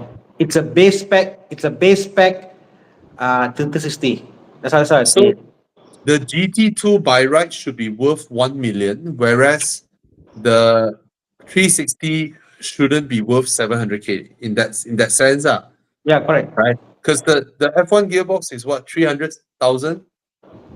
So you have a manual, yeah, but should it be double the price, right? That's the question, right? Mm. And also for the era, the F1 gearbox is what they were all. The hype was all the F1 gearbox anyway back then. So now obviously lesser cars were sold manual for sure, but Mm, I wouldn't put it twice the price line. yeah. But I've driven the 360, Alex one. Thank you, Alex. Mm. And it's an experience. It's bonkers. It's bonkers. It feels totally different from the 430. It feels like a race car, the 360. Yeah. Oh well. Let's look at the results. Okay, it's deep down again. Everyone prefers the 360 manual. Con, how come tonight you look like different color? It's the lighting. Oh. Yeah, the light is yellow in front of me. Oh. Mm. Yeah, the 360 scream is crazy. The 360 scream is crazy. All right, Mr. Valentino Balboni, how's the Alphard compared to the Zeekr? When it comes to comfort, there's no challenge. But remember, Zeekr delivered the comfort with air suspension. Alphard delivers slightly lesser comfort, but with coil springs. Yeah. Yeah. All right. Quick one, 50K budget, 2019 X70 or 2015 Camry hybrid for fresh grad, or a 2015 F30. I would go for the F30. I will go for F30 also. Yeah. Even though the Camry would not incur you much maintenance. Mhm. All right.